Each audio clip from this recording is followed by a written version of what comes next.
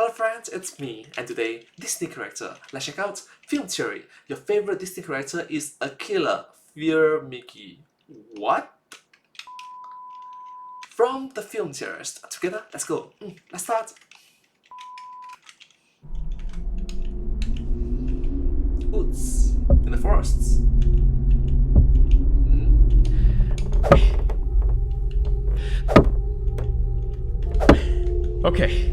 Okay, they can't find me here. No one can find me here. I'm safe. I'm safe.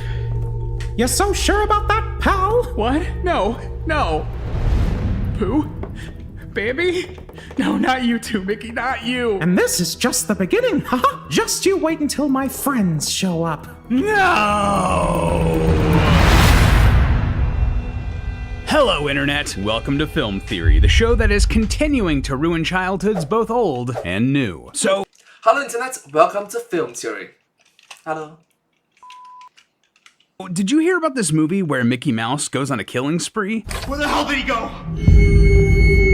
Yeah, this is a very real movie called Mickey's Mousetrap, and as of the time of writing, it's supposed to release in early April. We'll see if that actually happens. So, how the heck is this a thing? How could Disney let this clear ripoff slip through the cracks? And how have they not sued these filmmakers into oblivion for misusing their primary mascot? Well, we actually explain exactly how in a video from last year about another of Disney's characters turned movie monster, Winnie the Pooh. So go check that out if you want the full story. But the long and short of it, Public domain.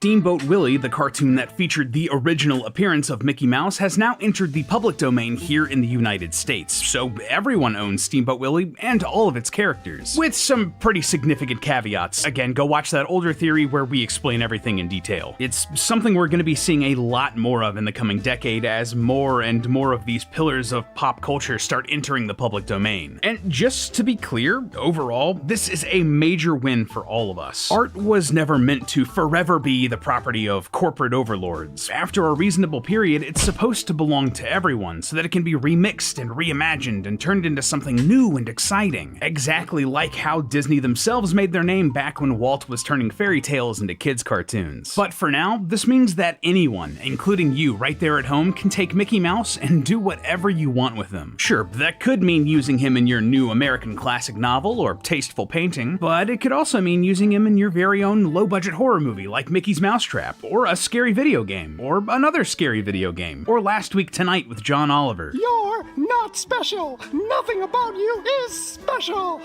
Ugh, spooky. Though I'm not sure anything could be just how horrifying Mickey Mouse was the first time he appeared in live action. Regardless, this is a weird phenomenon, these classic cartoon characters being transformed into these grotesque horror movie monsters and serial killer slashers. Like, I get it, it makes sense, don't get me wrong, the sheer novelty of characters like Mickey being twisted into the stuff of nightmares will get butts in seats. That's why you're seeing so many of these low-budget horror movies starring characters like Mickey, Winnie the Pooh, or Bambi pop up. But today, I do have a question about all of this. Is Mickey Mouse actually the best choice for this? If we wanted to actually make a good horror film, is he the character from the classic cast of the Mickey and Friends canon that should be taking center stage? When you break down what actually works in scary cinema, which of Walt's creations would actually be the most effective mass murderer on Main Street, USA? Who would be the best Disney movie monster?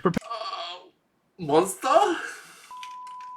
Prepare those fast passes, friends. Let's dive into the magic and find out. And speaking of classic, iconic characters, you don't get more classic or iconic than Godzilla and Kong. And I had the opportunity to do an officially licensed collection of apparel with Legendary Entertainment based on their new film Godzilla Kong: The New Empire. Yeah, you heard that right. I got to help design and create official apparel with the people who actually made the movie. And dude, getting to make things I can actually wear on my body based on some truly legendary cinema icons is just incredible. It was too hard to choose which character we liked more, so in traditional kaiju fashion, we decided to pit the two against each other. We have matching hoodies based on Godzilla and Kong, so you can go choose your favorite and show your allegiance to either titan. Or if you can't choose between them, you can also have them team up, just like they do in the movies. We have this super rad reversible jacket that's faux leather on one side representing the king of the monsters, and fleece on the other representing the eighth wonder of the world. Oh, fight!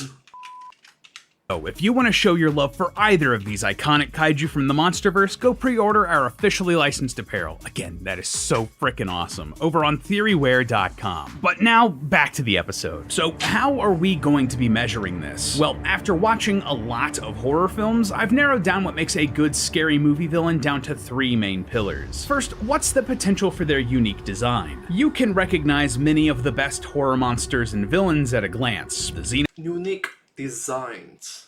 Oh, that's actually a very good point.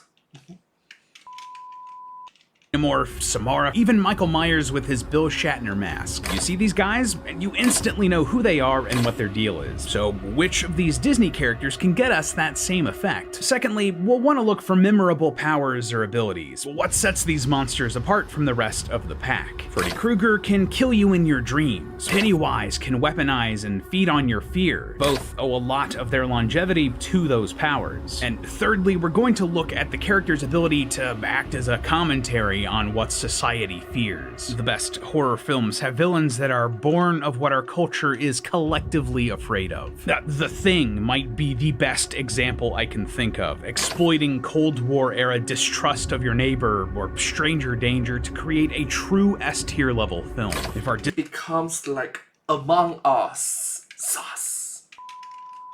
Disney monster can recapture just a fraction of that dark magic, we are golden, or bloody. I'm not sure which is preferable in this situation. On top of that, we'll also be measuring the characters in a 4th category, their importance to Disney. This will act as a gauge of how much of a draw this character will be in today's pop culture, because if we're making a public domain horror movie ripoff, we want people to actually see it. Now, with these 4 categories laid out, we'll be going through each of them and rating the characters out of 4. At the end, we'll tally up each score and see who wins. Which brings me to, who are our contenders? Well, just so we aren't going way overboard here and talking about like 25 different characters, we're gonna have to be a little judicious about who we talk about. Obviously, we have to put Mickey Mouse himself in the ring, as well as Donald Duck and Goofy, who make up Disney's big 3. We're also gonna bring in Mickey's original nemesis Pete, as well as Clarabelle Cow and Horace Horsecollar in a single entry. Both of those characters actually predate some of the main Mickey cast and have very similar roles and abilities in the early cartoons, thus them being just a single entry. And finally, we're also going to include Oswald the Lucky Rabbit, who you probably know best from the cult classic video game Epic Mickey. Oswald was Walt Disney's actual first cartoon character before he made Mickey, but whom he lost ownership of due to murky contracts. And fun fact, Disney wanted the rights back so badly that the company traded an actual, real human being, sportscaster Al Michaels, in exchange for Oswald back in 2006. You cannot. What? What? It actually happens? Seriously? Not make this up. Now, you might have noticed some pretty big omissions there, like Minnie Mouse, Daisy Duck, and Pluto. Sadly, they didn't make the cut for a couple of reasons. Firstly, Pluto's pretty much just a dog, something pretty common in horror cinema, while Minnie and Daisy are basically just female versions of Mickey and Donald. We didn't want to retread the same ground, and they don't bring a whole lot new to the table. Hey, don't- But Pluto actually worked because Neil deGrasse Tyson.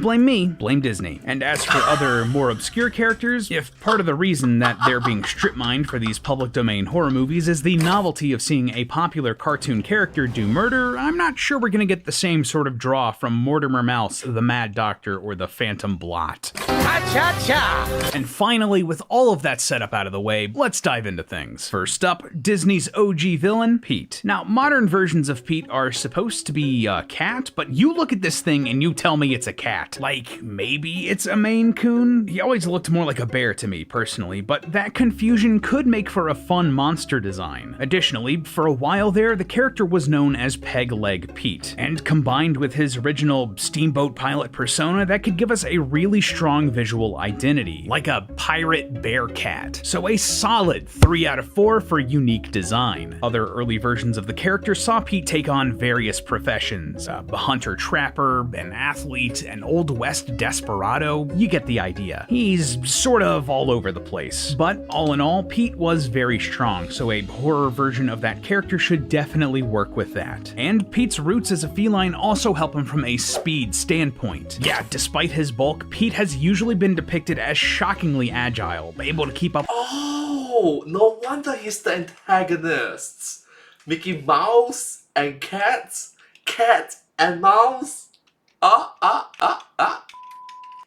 With the likes of Mickey. But that being said, strong thing that moves fast isn't exactly breaking new ground. Pete would basically just be a furry Michael Myers, so 1 out of 4 when it comes to unique powers. Pete's ability to act as commentary is also a bit shaky, like he's a bad guy who would become a slasher bad guy. I guess we could go with the whole misunderstood monster angle, but at max, that gives him a 2 out of 4 for the commentary. And finally, Pete's importance to Disney is also a bit lacking. I would argue that as Mickey's main rival, he's a bit more significant than like Pluto, but not by much. So 2 out of 4 there, leaving Pete with a total of 8 out of 16. Middle of the road, but we can do better. Like maybe with Horace Horsecollar and Clarabelle Cow. Let me ask you, do you know what's fascinating about these two? Absolutely nothing. Not a gosh darn thing. In fact, I'm betting that some of you only just now found out that these characters even exist because of this video. So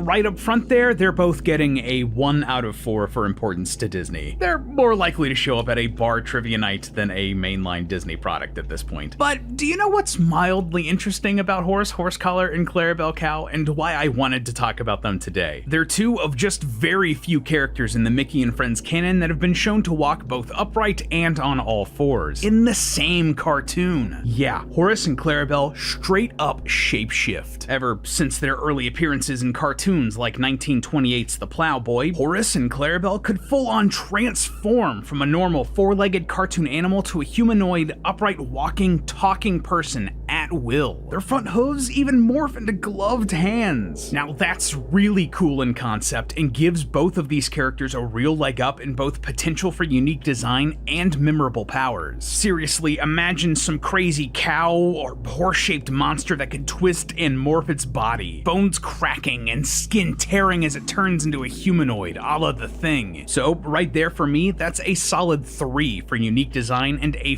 4 for memorable powers. Okay, cool, but weird.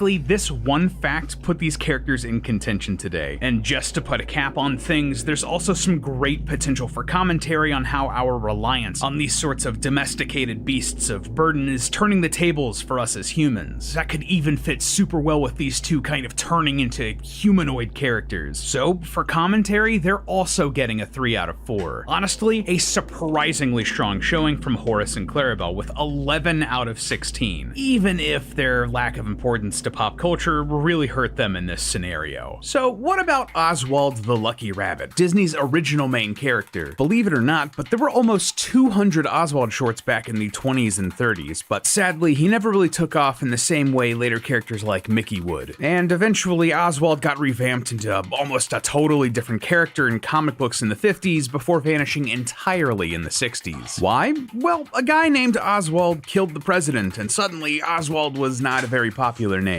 I don't have a joke here. Sometimes reality is just stranger than fiction. In any case, Oswald, the rabbit, not the assassin, was basically an economy model Mickey Mouse and a pretty basic cartoon character. And I fear that this would transfer to any horror movie version of him too. It would basically just turn into another spoopy man in a rubber rabbit mask a la Mickey Mousetrap or Winnie the Pooh Blood and Honey. So 1 out of 4 in potential for unique design. Additionally, this whole aspect of being forgotten to time is a bit of a double-edged sword here for Oswald in our horror scenario. On the one hand, there's a potential for a really good story about a forgotten character coming back and forcing himself to be remembered by going on a murder rampage, especially in this era where companies like Disney have monetized every bit of our collective nostalgia. But on the other hand, well, even if the Disney corporate machine wanted Oswald back, he disappeared from history for a long time and basically nobody cared. So a solid 3 out of 4 for potential for commentary, but a paltry 1 out of 4 for his importance to Disney. As for his unique powers, here's where Oswald really shines, because his main power is literally in his name. Oswald the Lucky Rabbit. There hasn't ever really been a horror movie monster that has weaponized luck,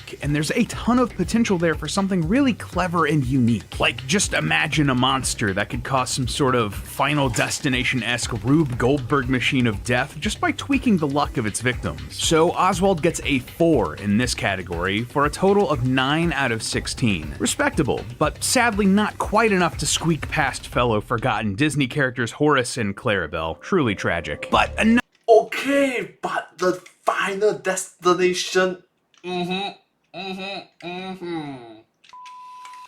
Enough beating around the bush, let's get to the big leagues, starting with Mickey himself. Now, let's get the obvious out of the way. It's Mickey freaking Mouse. He's gonna have a 4 in importance to Disney category. And people would want to watch a horror movie starring him. There's a reason so many horror film versions of the character are being rushed out. Mickey is a character that holds a special place in pop culture, which I would say also gives him a serious edge in the character's ability to act as commentary. Because Mickey is so synonymous with Disney, there's a lot you can say about that company and what they represent. Taking well-known IP and manufacturing new content that sells nostalgia more than originality and turn it into a powerful story. And all of that without even touching Mickey's origins as a trickster, which could also become a great story element in and of itself. So again, 4 out of 4 when it comes to commentary. Additionally, I would argue that Mickey also gets a bump in the unique design area simply because the character itself is so recognizable. The sheer novelty of horror Mickey, the family-friendly character turned murderous psychopath, really helps Mickey stand out in unique design where characters like Oswald suffered, earning him a 3 out of 4. However, when it comes to memorable abilities,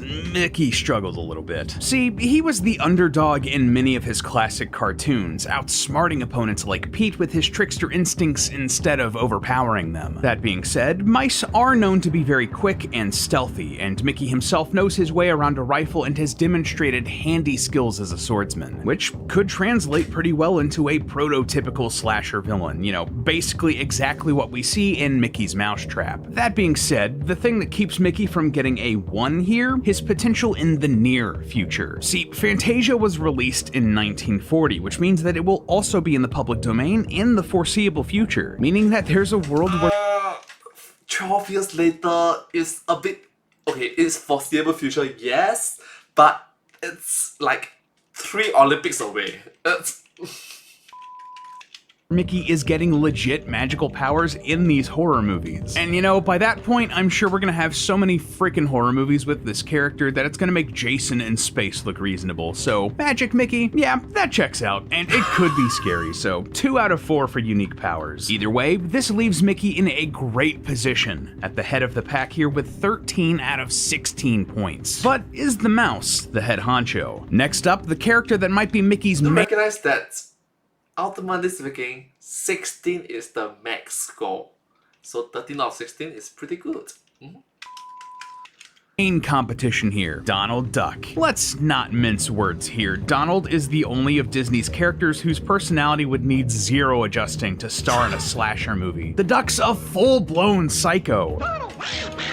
Prone to violent outbursts, temper tantrums, and fits of blinding rage against everyone from his best friends to random strangers, it's easy to see why this loose cannon wildcard was actually more popular than Mickey for much of the 30s and 40s, and why he may be the more effective killing machine. For one thing, did you know that Donald is the only of Mickey's friends with an actual military service record? Yeah, for real. Donald Duck was frequently used in old propaganda cartoons and has been recognized as a well-decorated soldier by the real United States military in the real world. Yeah, in real life. All in all, this does a lot for Donald across all of our categories. First of all, a horror movie villain that used to be a military service member allows us to do a lot with social commentary, exploring themes of PTSD or how soldiers often struggle to reintegrate with society after their service. There's a really powerful story in there about the lack of empathy and support that our service members are given. So, kind of I think what he means in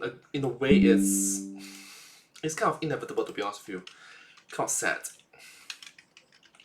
like the first Rambo, but with a duck instead of Sylvester Stallone. It would also give our movie monster Donald access to all of the training and equipment that the real US military offers. So this is a duck that can fight and shoot on top of his quick temper. The soldier/sailor getup also gives Donald a leg up in terms of his unique design. Though mutant birds are no stranger to horror cinema, just look at Hatching, Thanksgiving, The Rage, and, well, The Birds. Combining it with the military aesthetic adds the same flair that gave Pete a bit of an edge earlier. And that's without bringing in the actual physiology of ducks, which horror Donald into something wild. For instance, did you know that ducks can pull all-nighters that put us theorists to shame? Ducks can literally sleep with one eye open, only putting half of their brain to sleep while the other is awake, alert, and on the lookout for predators. That means that Donald here could literally watch you 24/7 while getting his own full 8 hours of rest. And no matter where you go, ducks can keep an eye on you. Because of the placement of their eyes on the sides of their head, they have 340 degrees of vision. So no matter how you approach a duck, it's likely they're gonna spot you coming. And you can't even hide from a duck because they have tetrachromacy. Basically, this is like the opposite of being colorblind. Instead of having trouble telling colors apart, ducks can clearly see the difference between colors and shades that humans can't, meaning that you might think that you're perfectly camouflaged, but Donald can see you, always. So again, great power set here. All in all, this adds up to Donald getting super solid 3s across the board, with an additional 4th point in his importance to Disney since he's one of the company's heaviest hitters. That leaves Donald tied with Mickey at 13 out of 16 points. Perhaps not that surprising when you consider that these are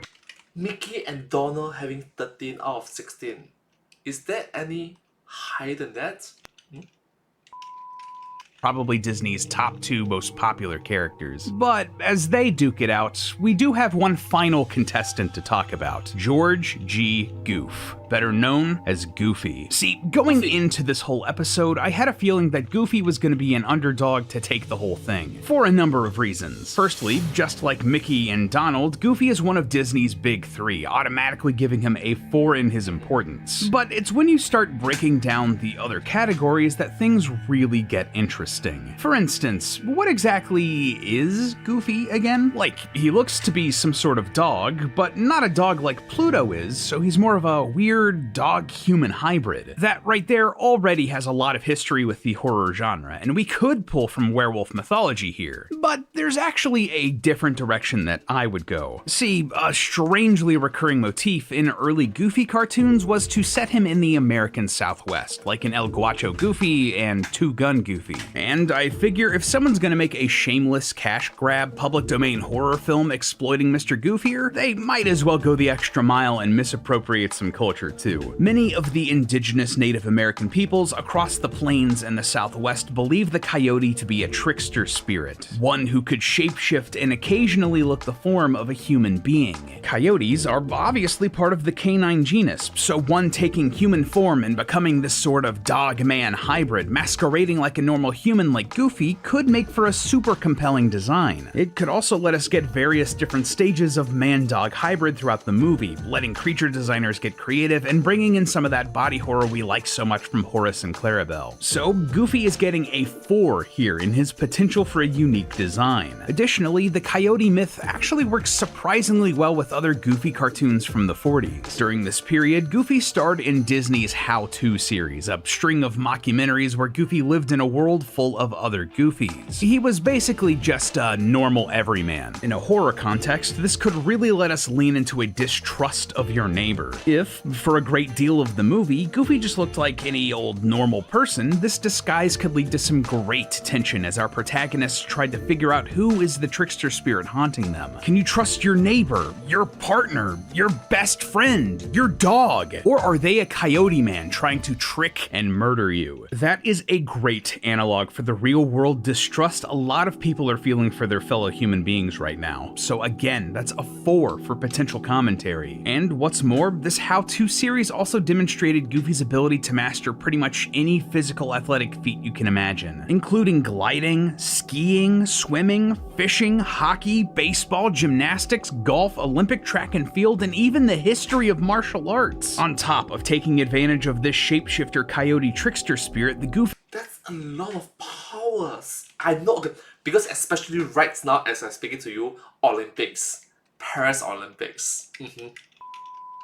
is also just a monster when it comes to his physical prowess. So that's a solid 3 for Goofy's powers and abilities, leaving him with 15 out of 16 points and putting him clearly at the head of the pack. George G. Goof is our winner today and clearly the best pick for a Disney horror movie. For almost a century, we've seen Goofy as this lovable, lanky dude just trying his best, trying to be a good dad. But when you step back and look at it, there doesn't seem to be any tool he can't use, any skill he can't somehow blunder through, any physical challenge he can't rise to, and any scenario he can't improvise his way out of. As Mickey and friends march into the public domain and will inevitably be picked apart by horror filmmakers, today we've proven that Goofy is the most uncanny. He has the powers, he has the potential for commentary, he has the unique design, and the importance to pop culture. The only thing he really needs to turn him into a horror movie monster is something to set him off. And let's be real, if you're in a horror movie and you've reached that point, attracted the ire of George G. Goof himself, well, you've done goofed already. But hey, that's just a theory. A film theory. And cut. And hey, again, if you want an explanation for how all of these characters are gonna become horror movie monsters, go check out our theory talking about why these characters are entering the public domain and what that means for us moving forward. Or if you want something just dunking on Disney, go check out our video talking about how they're creating AI propaganda. And as always, I'll see you all next week. Okay, so yeah, but hey, that's just a theory, a film theory, and cut. And I hope to see you in my next video. I hope that you find this video quite informative and quite knowledgeable as well. I respect the hard work for the team behind these videos. You guys did a great job. Good job. Subscribe. Thank you.